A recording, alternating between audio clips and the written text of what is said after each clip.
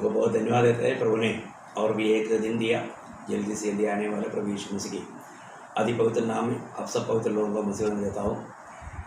रोज रोज प्रभु अपना वचन के द्वारा हमसे बात करता है। प्रभु का बातचीत प्रभु का वचन से होता है।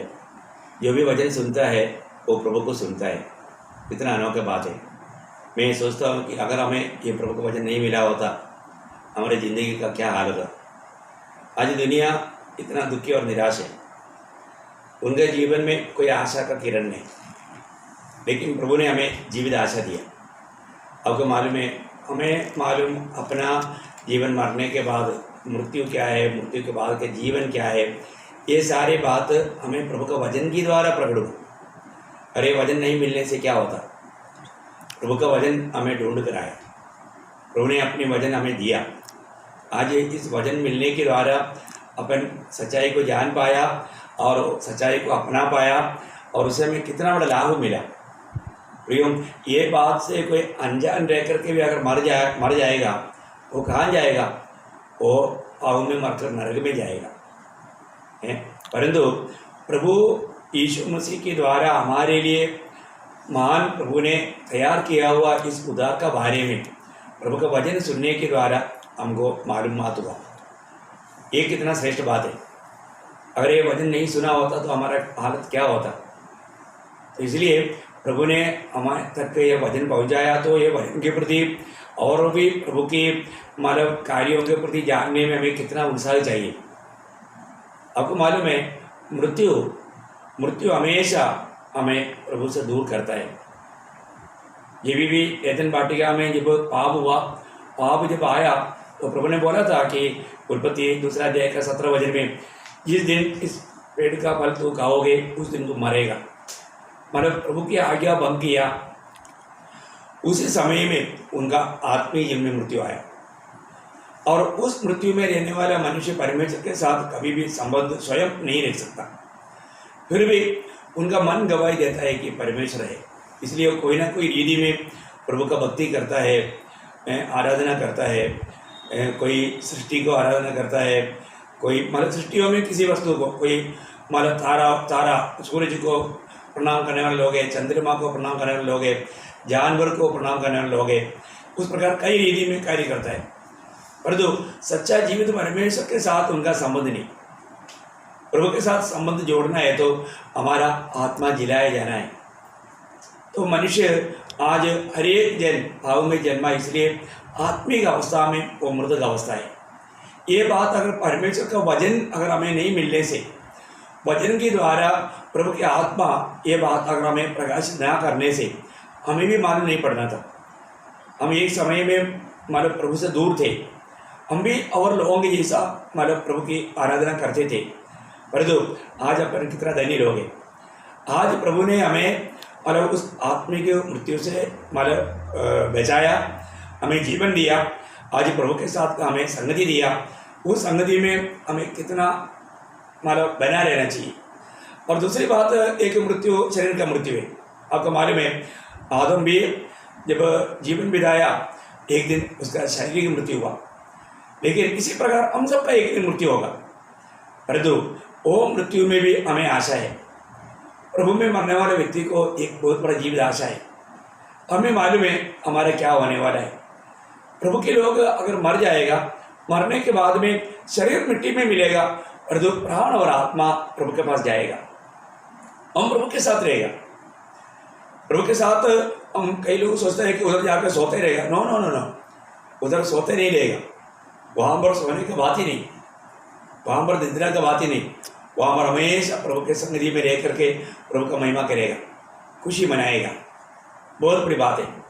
मरने के बाद के जीवन के बारे में बाइबल इतना स्पष्ट कहता है।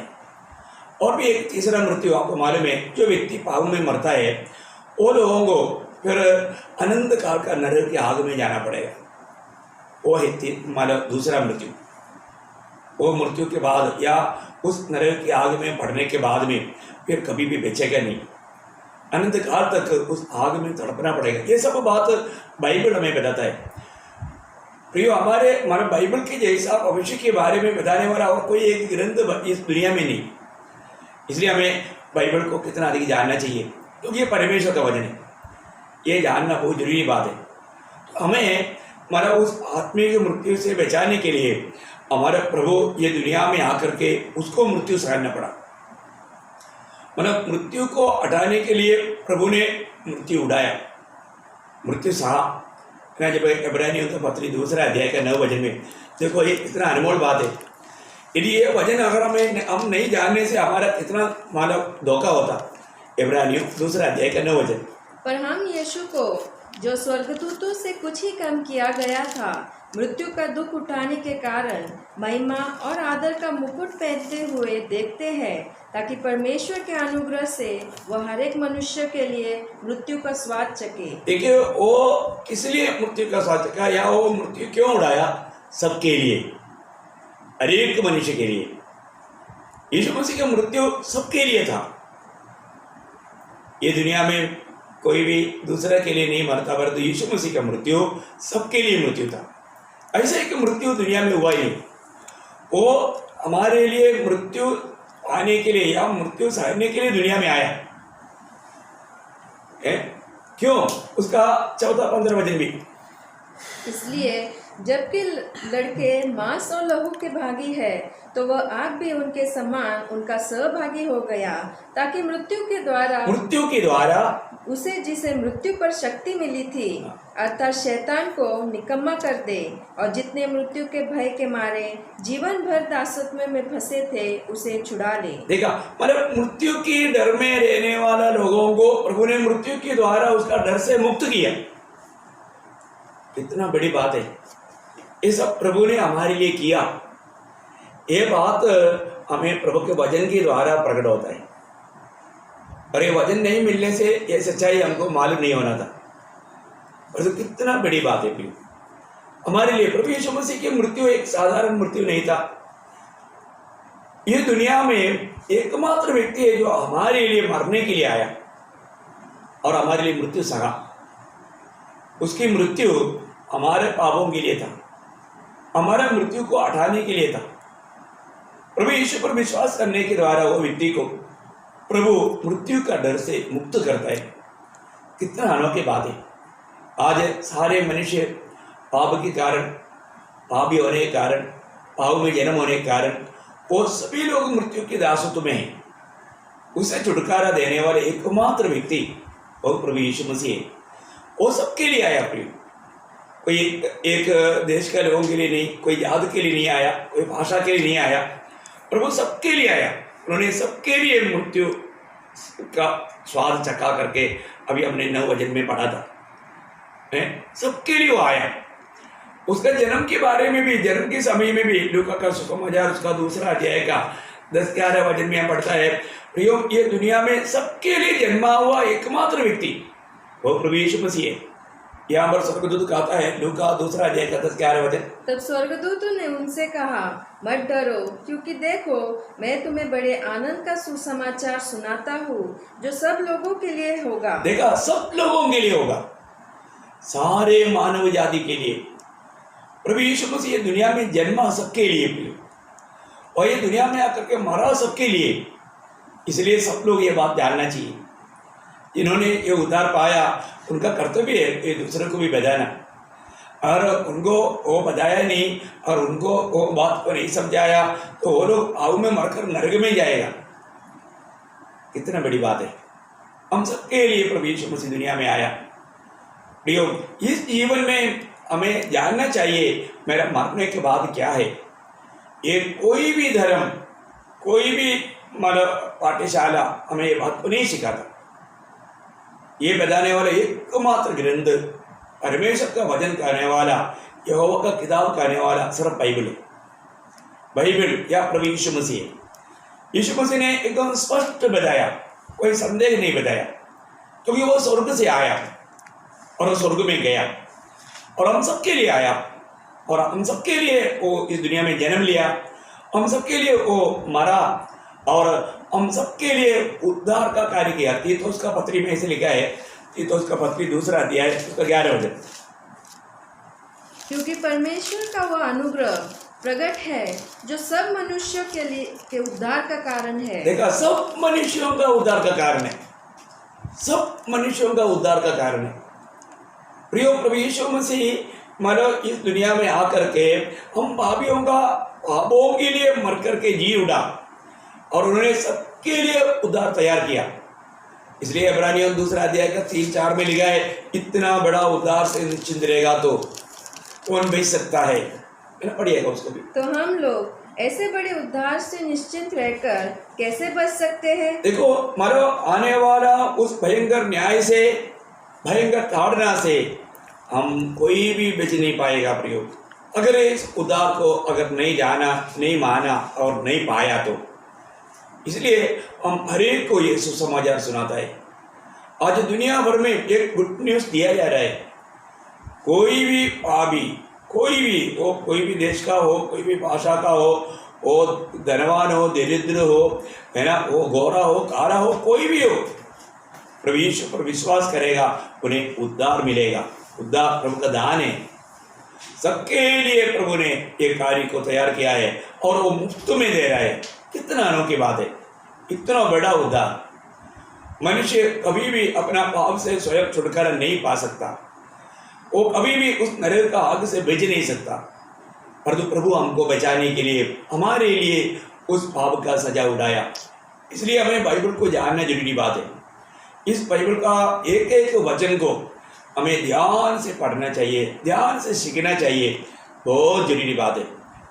आपको मालूम है, जब भी हमें कहीं भी जाना है तो हमें मार्ग जानना चाहिए। मार्ग नहीं मालूम है तो हम कहीं से पहुंचेगा।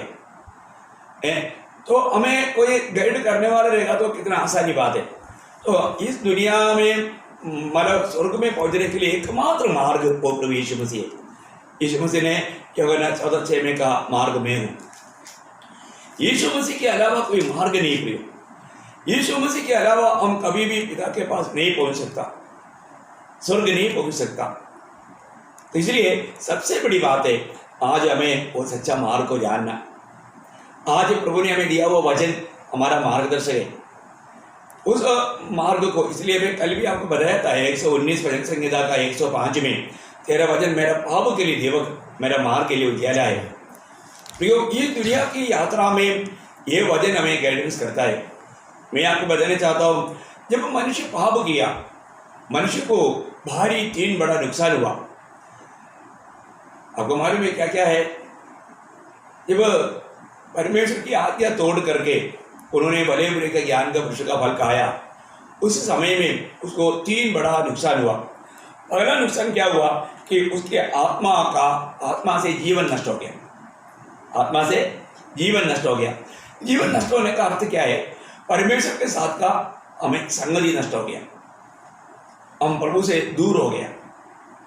हमेशा मतलब ये जो मृत्यु, ये परमेश्वर के साथ का संगति से दूर होने को बताता है। अनंतकाल का नरक की आग में जाना भी हमेशा के लिए प्रभु से अलग होने वाला बात है, फिर वापस मौका नहीं। तो पहला बात, जब वो फल खाने के द्वारा उसके जीवन में आत्मा में मृत्यु आया, मतलब परमेश्वर के साथ का संगति उन्हें नष्ट हो गया, जीवन नष्ट हो गया।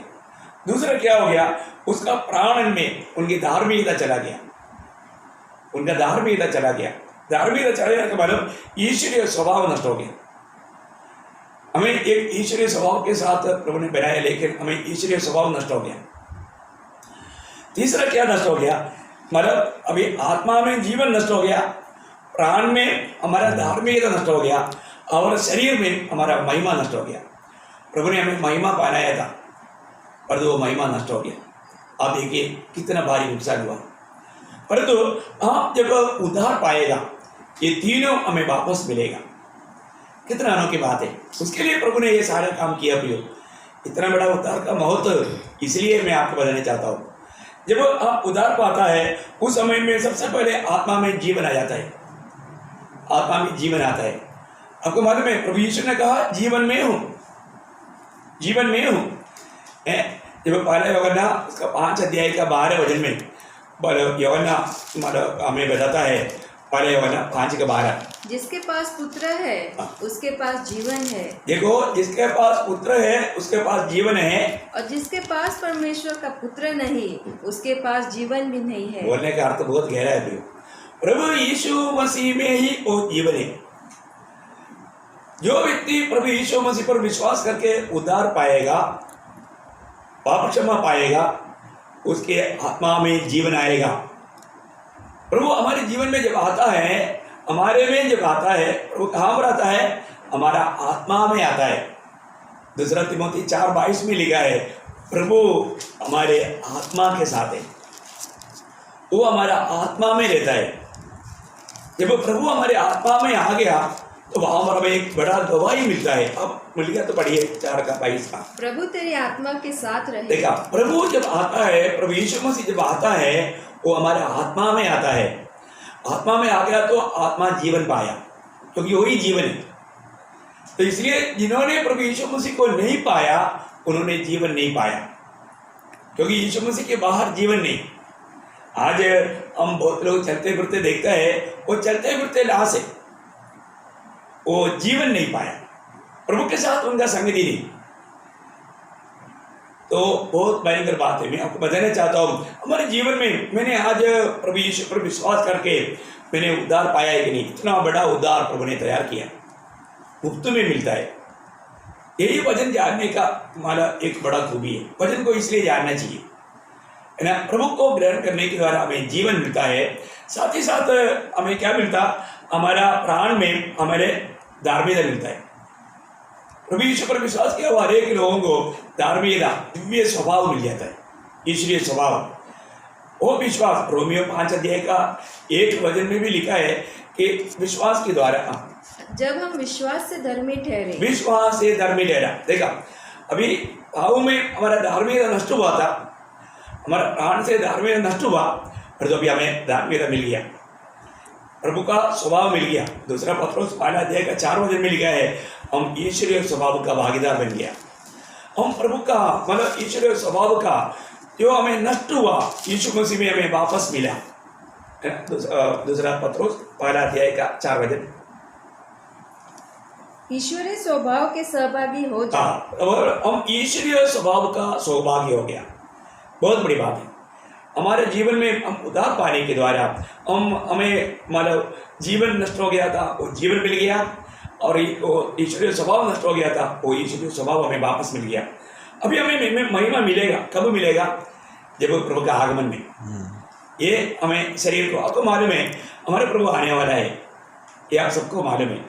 जब हमारे प्रभु यीशु मसीह जब आएगा, जब फिलिपियों का पत्री में लिखा है उसका 3 अध्याय, उसका 20 और 21 वचन में मैं एक बात आपको बताना चाहता हूँ प्रियो, प्रभु का वचन कितना सुंदर है। ये वचन जानना कितना अच्छी बात है, आनंद की बात है। जो भी खो गया हमारा मूर्ख या आदि माँ बाप ने, वो सब हमें मसीह में वापस मिलता है। प्रभु को ग्रहण करना कितना अच्छी बात है। इसलिए हमें वचन को, हम वचन सिखाता है, प्रभु के वचन के द्वारा ये सुसमाचार लोगों को पहुंचाता है। आप पढ़िए। पर हमारा स्वदेश स्वर्ग पर है, और हम एक उद्धारकर्ता प्रभु यीशु मसीह के वहां से आने की बात जो रहे हैं, वह अपनी शक्ति के उस प्रभाव के अनुसार जिसके द्वारा वह सब वस्तुओं को अपने वश में कर सकता है, हमारी दीनहीन देह का रूप बदलकर अपनी महिमा की देह के अनुकूल बना देगा। देखा, अपना महिमा का शरीर के अनुकूल बनाएगा, मतलब हम महिमा धारण करेगा। हम प्रभु का वो महिमा को धारण करेगा।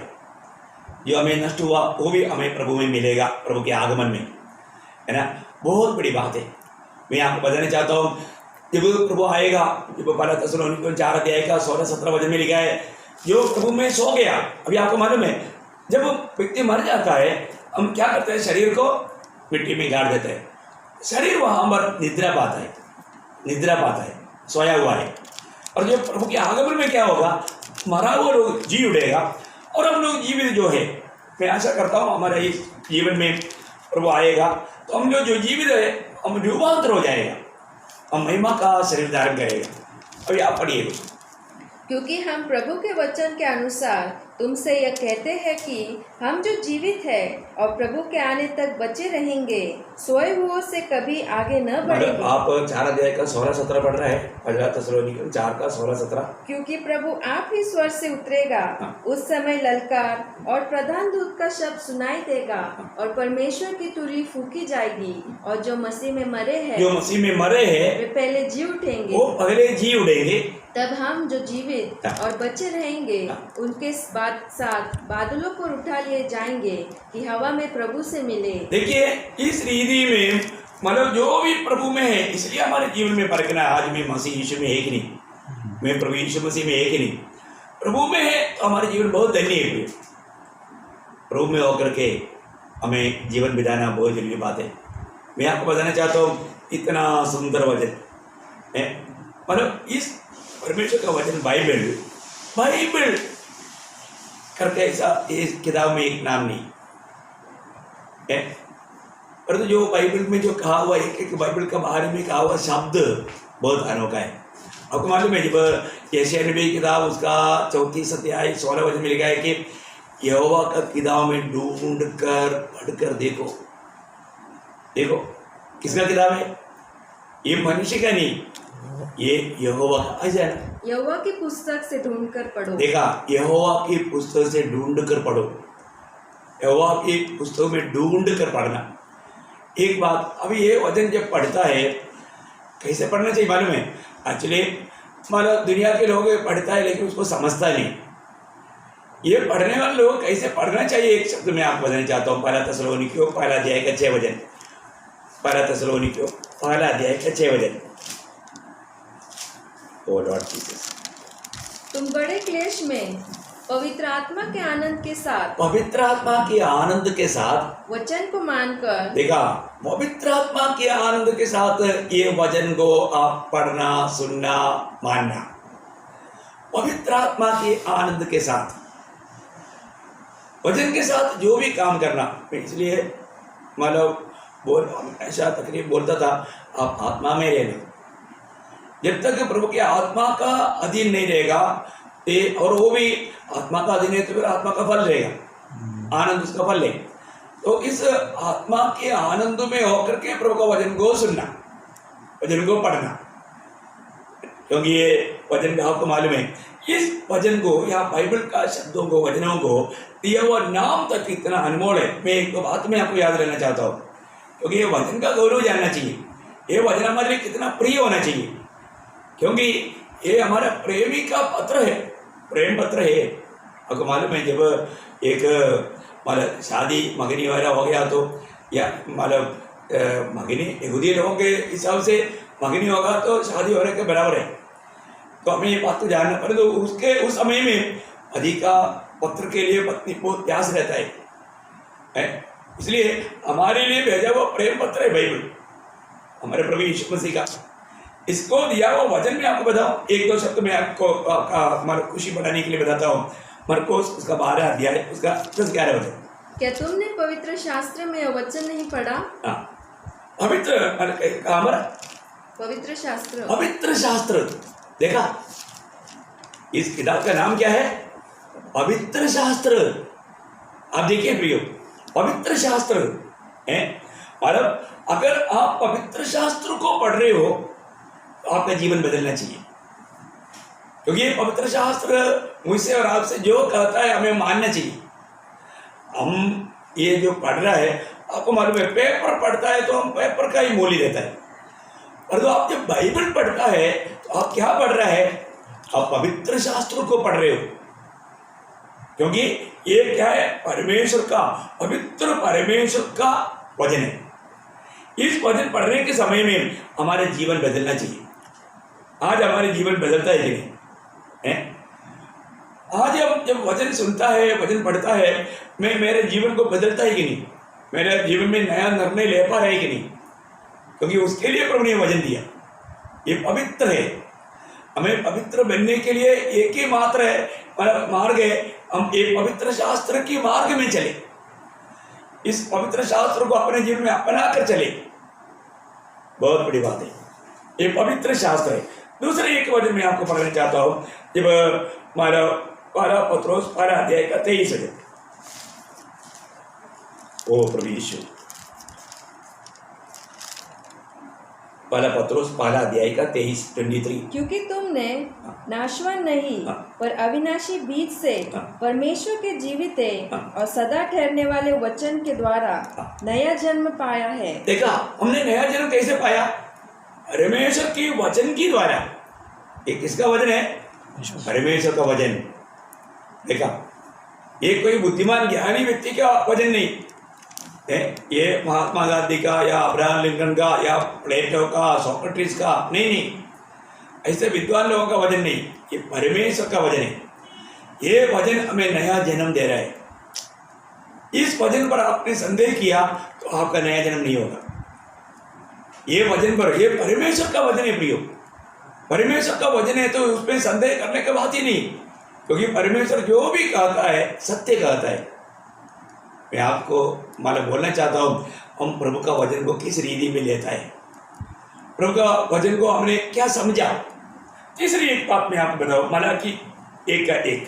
मलाकी के द्वारा इज़राइल के विषय में कहा हुआ यहोवा का भारी वचन। यहोवा का भारी वचन है, मतलब एक राजा जब बोलता है उसको वो बोली तो क्या बोलता है?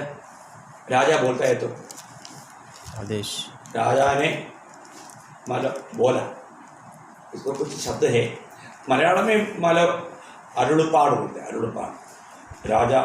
राजा ने मतलब ऐसा, वो हिंदी में मतलब हिंदी में इतना शब्द नहीं मिलता, ठीक है, मतलब हिंदी में भी क्या पढ़ा? भारी वचन। भारी वचन, यहोवा का भारी वचन है। देखिए, राजा का वचन है तो वो वचन को टालना कितना मतलब सजा है।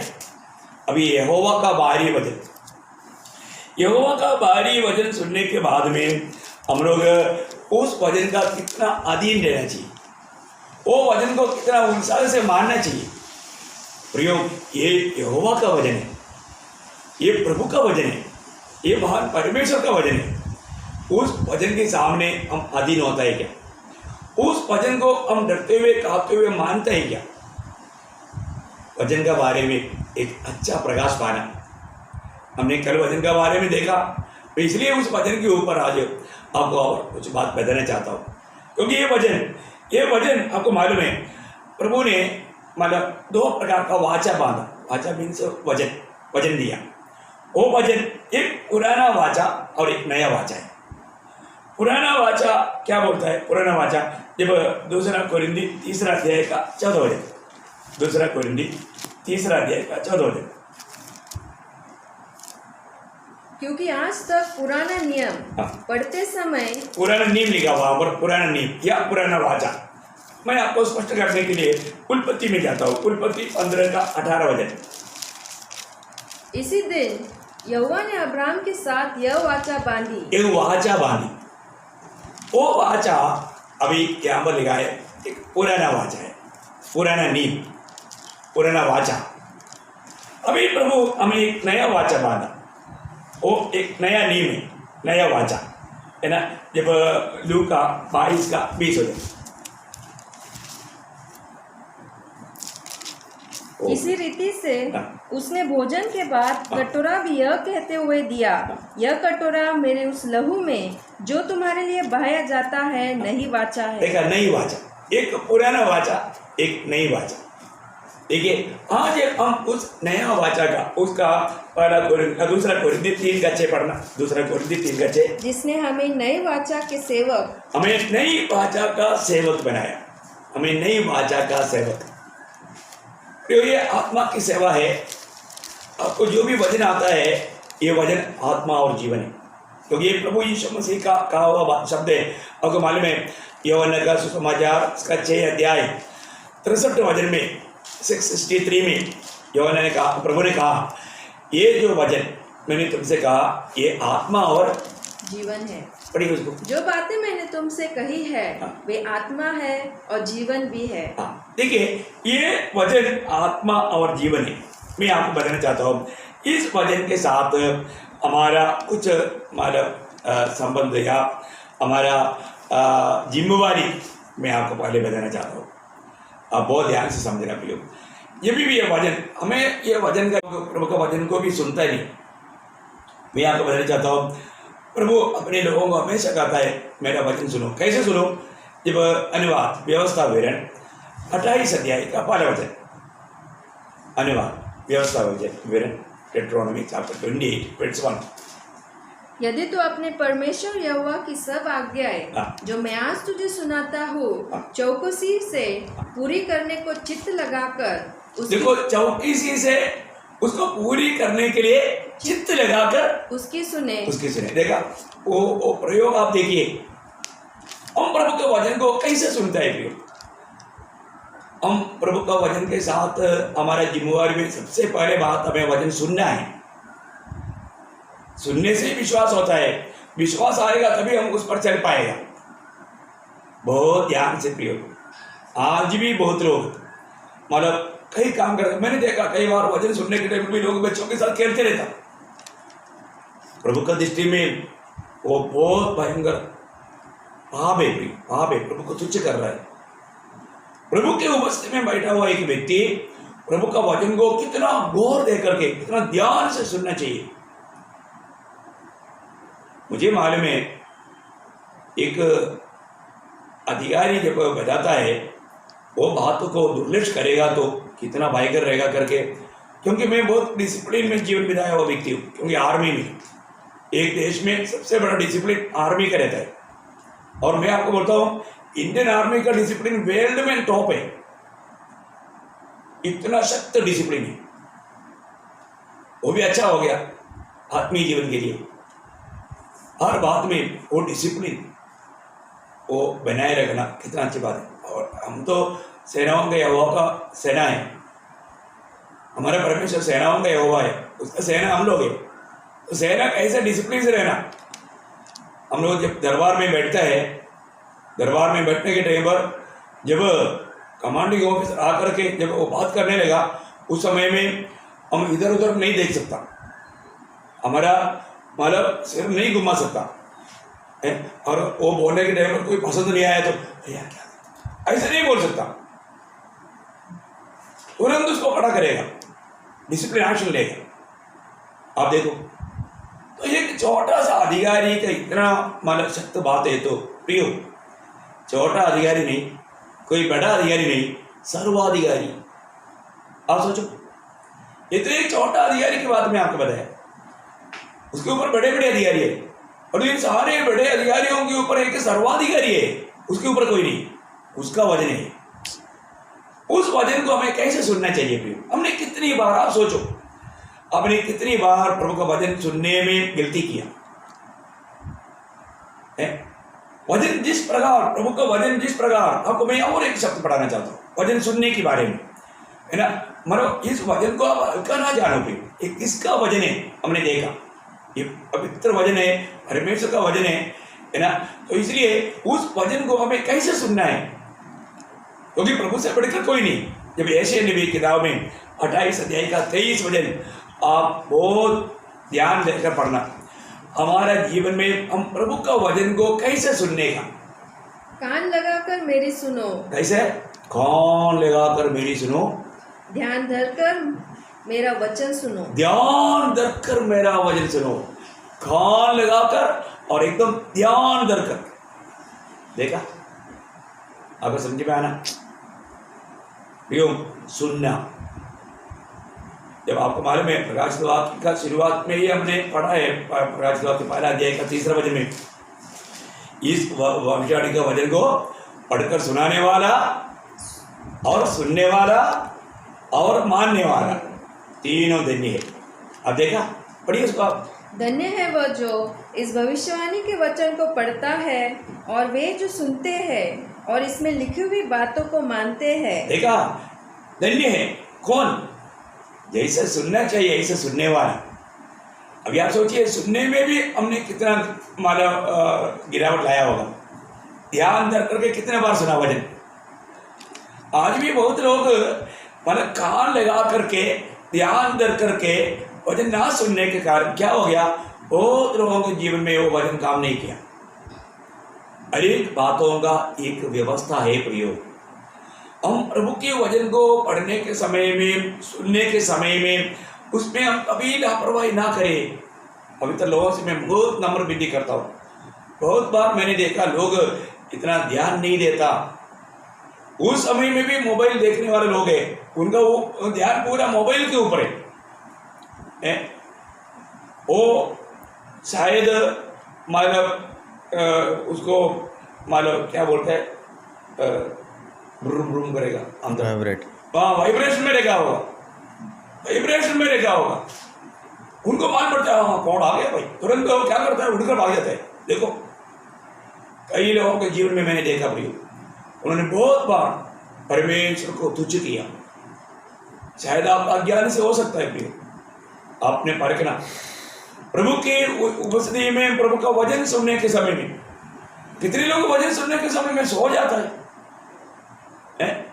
कई लोग संगति में सोने के लिए आता है, घर में सोने के लिए मौका नहीं, और संगति में आकर के सो जाता है। कितना दुख भरा बात है प्रिय। आपके जीवन में कभी हुआ है क्या ऐसा? कई लोग बहुत सुस्त होकर के सुनता है, ध्यान नहीं। मैंने कई बार मैंने देखा, कई लोग मुझे उसके पास बुला रहे, बोलेगा तो सिर हिला करके बोलेगा तो अच्छा नींद में।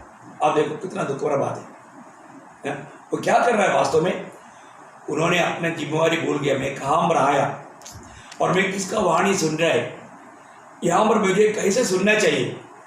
अगर आप देखो, अगर मतलब आर्मी में इस प्रकार का ऐसे अवस्था में अगर आप सो कर कैसे करेगा ना, आपको एक हफ्ता पीठ लगवाएगा, 40 किलो का मिट्टी का भाई ऊपर रहेगा और ग्राउंड में रोलिंग करवाएगा। आप सोचो, आप सोएगा, नींद आएगा? नींद नहीं आएगा।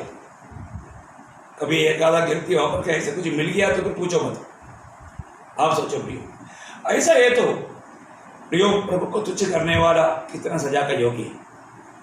हमने कितने प्रकार प्रभु को निंदा किया होगा इस भजन को इस रीति में सुनते हुए, है ना। हम ध्यान कर करके नहीं सुन पाए, इसलिए प्रभु ने सुनने के टाइम पर प्रभु ने यीशु मसीह ने लूका 8:18 में क्या बोला?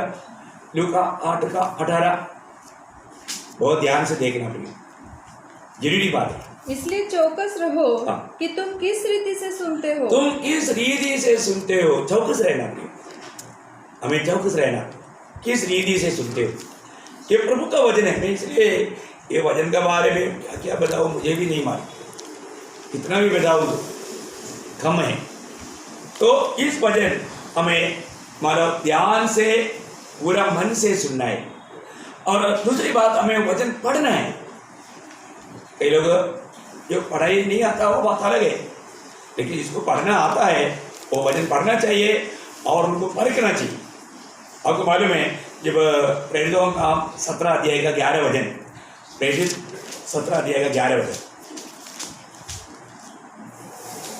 ये लोग तो थेसलोनिके के यहूदियों से भले थे और उन्होंने बड़ी लालसा से वचन ग्रहण किया और प्रतिदिन पवित्र शास्त्रों में ढूंढते रहे कि ये बातें यो ही है कि नहीं। बोलने का अर्थ, आज हमारे पास जैसे बाइबल है उनके पास नहीं थी,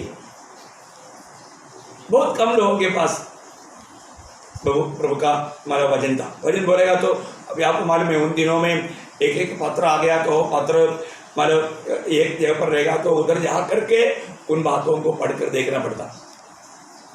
सब लोगों के पास उसका कॉपिया नहीं था। तो बेरोआ का विश्वासी लोग, थेसलोनिके का विश्वासी लोगों से बेहतर था।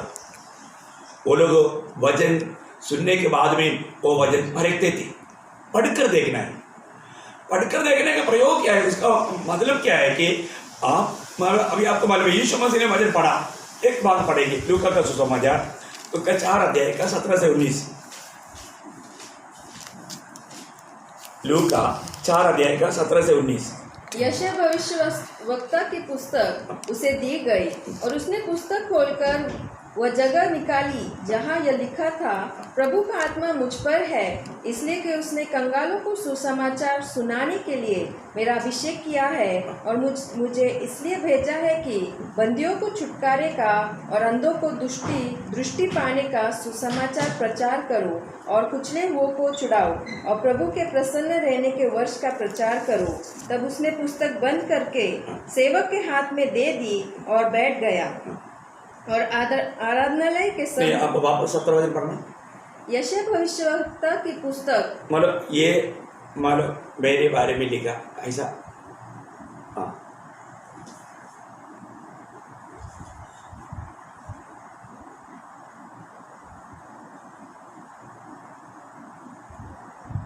आप मतलब शायद उसका 20 वचन है आपका। तब उसने पुस्तक बंद करके सेवक के हाथ में दे दी और बैठ गया, और आराधनालय के सब लोगों की आंखें उस पर लगी थी। तब उसने तब वो उनसे 21 होगा आपका 21।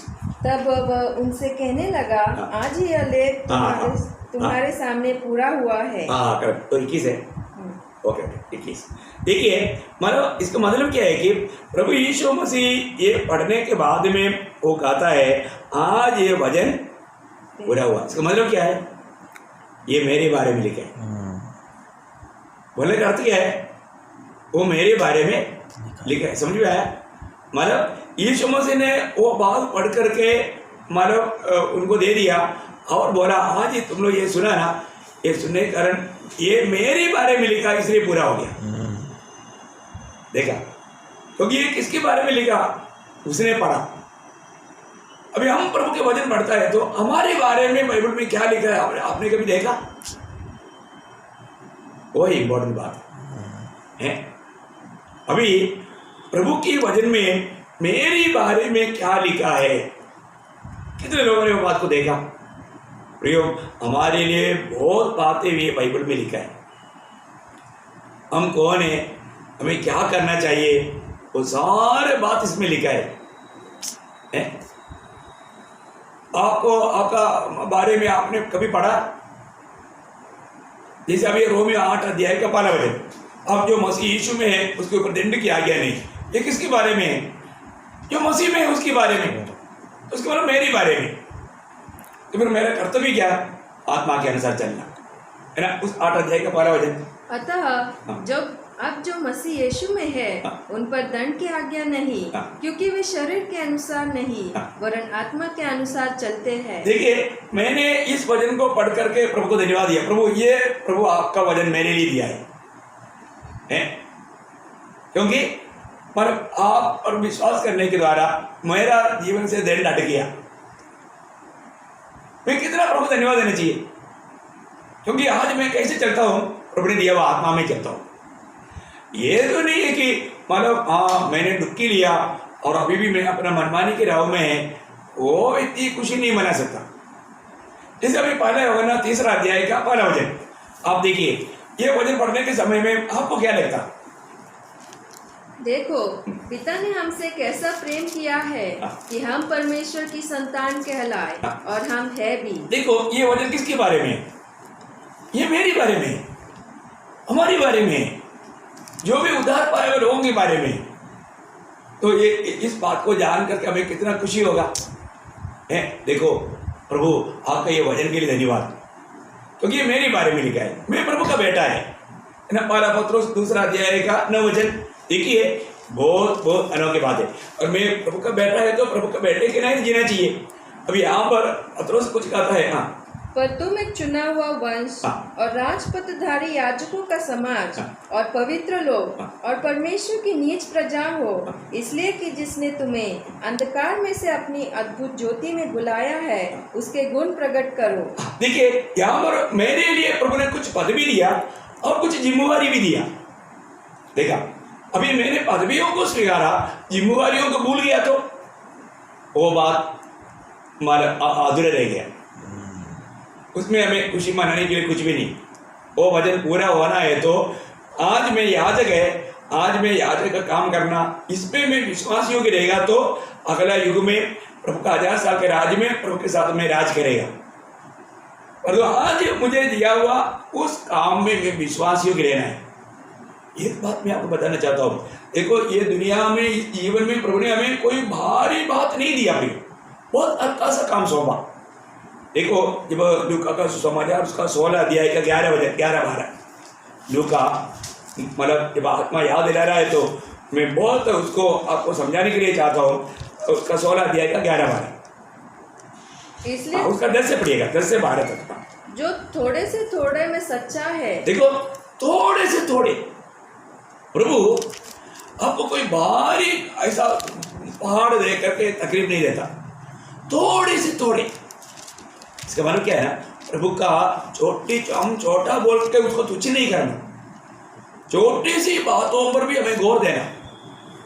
थोड़े से थोड़े में, हाँ वो बहुत में भी सच्चा है। देखा, अगर थोड़े बात में सच्चा है तो बहुत बातों में भी सच्चा रहेगा। है छोटी बात बोल के एक भी बात को तुच्छ ना करो प्रिय। छोटी बातों में भी विश्वास योग्य रहेगा तो बड़े बातों में भी विश्वास योग्य रहेगा। अनोखी बात है। हाँ, और आगे, और जो थोड़े से थोड़े में अधर्मी है हाँ। वो बहुत में भी अधर्मी है। हाँ। इसलिए जब तुम अधर्म के धन में सच्चे न ठहरे हाँ। तो सच्चा धन तुम्हें कौन सौंपेगा? हाँ। और यदि तुम पराये धन में सच्चे न ठहरे हाँ। तो जो तुम्हारा है उसे तुम्हें कौन देगा? देखो प्रियो, हम सच्चे रहना बोलेगा तो विश्वास योग्य रहना, सच्चे रहना। एक बात बताना चाहता हूँ, आज बहुत लोग बहुत बातों में विश्वास योग्य नहीं। प्रियो, हमें प्रभु में होने के कारण हर बात में विश्वास योग्य रहना, विश्वास योग्य जीवन में बिताता है कि नहीं? प्रभु हमारे साथ विश्वास योग्य है और तुम्हें प्रभु के साथ विश्वास योग्य है क्या? देखो ये वचन कितना अच्छा है। ये हमारा देखो, आज आप विश्वास योग्य रहेगा तो आपका भविष्य अच्छा रहेगा। और आज आप विश्वासघात ही निकलेगा, आपका भविष्य सबसे बर्बाद है। आपको मालूम है ना, जब मत्ती के सुसमाचार 25 अध्याय का 21 हो जाए, मत्ती 25 अध्याय का 21 हो जाए, आप देखो 25 का 21 से 23 तक पढ़िएगा, अच्छी बात है। उसके स्वामी ने उससे कहा, हाँ। धन्य हे अच्छे और विश्वास योग्य दास, हाँ। तू थोड़े में विश्वास योग्य रहा, हाँ। मैं तुझे बहुत वस्तु का अधिकारी बनाऊंगा। हाँ। अपने स्वामी के आनंद में सहभागी हो। हाँ। और जिसको 2 तोड़े मिले थे हाँ। उसने भी आकर कहा, हे स्वामी, तूने मुझे 2 तोड़े सौंपे थे, हाँ। देख मैं 2 तोड़े और कमाए। हाँ। उसके स्वामी ने उससे कहा, हाँ। धन्य हे अच्छे और विश्वास योग्य दास, हाँ। तू थोड़े में विश्वास योग्य रहा, हाँ। मैं तुझे बहुत वस्तु का अधिकारी बनाऊंगा। हाँ। अपने स्वामी के आनंद में सहभागी हो। देखिए, ये दोनों को बहुत बड़ा आशीष मिला, आनंद काल का आशीष मिला। परंतु तीसरा व्यक्ति के बाद आपका 26 वचन पढ़िए। उसके स्वामी ने उससे उत्तर दिया, हाँ। हे दुष्ट और आलसी दास, हाँ। जब तू यह जानता था हाँ। कि जहाँ मैंने नहीं बोया वहाँ से काटता हूँ हाँ। और जहाँ मैंने नहीं छीटा वहाँ से बटोरता हूँ, तो तुझे चाहिए था कि मेरा रुपया सराफों को दे देता, हाँ। तब मैं आकर अपना धन ब्याज समेत ले लेता। देखिए, अभी उसका 30 वचन पढ़िएगा। और इस निकम्मे दास को हाँ। बाहर के अंधेरे में डाल दो, जहाँ रोना और दांत पीसना होगा। क्या हो गया प्रिय? देखिए, इसलिए मैं आपको बताना चाहता हूँ, आप इस वचन को आप सही रीति में जानिए। अभी आप जो जानना चाहिए, अगर ठीक से नहीं जाना और उस पर आप विश्वास योग्य नहीं रहा, तो आपका भविष्य गया। आज मैं बहुत विश्वासियों के बारे में इस बात को बोलने के लिए बहुत ज्यादा जोर देना चाहता हूँ। आप अपनी इस छोटा सा जीवन में हर बात में विश्वास योग्य है क्या? मैं नम्र विनती करता हूँ प्रियो, ये दुनिया के मोह के लिए, लाभ के लिए कुछ भी मत करो। आप आनंद काल का जीवन में आपको उस भयानक आग का उस आनंद आग मिलेगा। देखा, यहाँ पर स्वामी ने उसको जिम्मेवारी दिया, छोटा जिम्मेवारी था। बाकी लोगों ने, जो लोग थोड़ी में विश्वास योग्य रहा, उनको स्वामी ने उस युग में 1000 साल के राज्य में अपने साथ राज्य करने में अधिक बातों का अधिकारी बनाया और उस आनंद में प्रवेश भी कराया। अब देखिए, बहुत बड़ा आनंद है। मैं एक बात आपको बताना चाहता हूँ, उस 1000 साल का राज्य उधार पाया हमारे लिए एक तोहफा है, एक तोहफा है ना। हमारा मुकुट मिलने से और प्रतिफल मिलने से बढ़ करके एक बड़ा तोहफा है 1000 साल का राज्य। उस राज्य में आपको जाना है तो आज इस जीवन में हर बात में आपको विश्वास योग्य रहना। आज जरूर मैं आशा करता हूँ आप थोड़ा फर्क ना, ये वजन पाने के बाद में कम से कम फर्क हो। आज मैं विश्वास योग्य है क्या? प्रभु मुझे विश्वास योग्य जान करके भले और विश्वास योग्य दासी करके बुलाएगा क्या? नहीं तो क्या फायदा प्रिय? मैंने उधार पाया, मैंने ये किया वो किया, कुछ काम का नहीं। विश्वास योग्य रहना, मृत्यु तक विश्वास योग्य रहना, 2 दिन के लिए विश्वास योग्य नहीं, और बात में विश्वास योग्य रहना प्रिय। आज हम विश्वास योग्य बीच में विश्वास योग्य लोग बहुत कम देखता है। सच्चा विश्वास योग्य लोग हमें दिया हुआ वो जिम्मेवारी को प्रभु के गौरव के लिए करो, उसको पूरा करो ना। और तीसरी बात मैं आपको वजन के साथ का संबंध में आपको बताना चाहता हूँ, ये वजन हमारे हृदय में रहना चाहिए। जब आपको याद है 119 का 11 वजन है ना, मैं तेरी विरुद्ध पाप ना करने के लिए तेरा वचन को मेरे दिल में रख छोड़ा है ना। मैंने तेरे वचन को अपने हृदय में रख छोड़ा है कि तेरे विरुद्ध पाप न करूं। देखा, तेरी विरुद्ध पाप ना करने के लिए तेरे वचन को मेरे दिल में रख छोड़ा है। प्रियो, हमारे जीवन में ये वचन, आज बहुत लोगों के दिल में प्रभु का वचन नहीं रहता, हमें परखना है। आज ये वचन का हमारी जिम्मेवारी है, ये वचन को हमारा दिल में रहना है ना। हमारी जिम्मेवारी है ये वचन पढ़ करके वो वचन के अनुसार विश्वासियों की जीवन बिताना। हमारी जिम्मेवारी है वचन ध्यान कर करके सुनना। ये सब हमारे वचन के साथ का जिम्मेवारी है। सिर्फ वचन सुना ऐसा नहीं, उसको हमें निभाना है। प्रभु ने अभी हम लोग दरबार में जो भी हमारे सुनाया जाता है, वो एक एक जन को ऐसा नहीं बोलेगा, सबके लिए बोलेगा।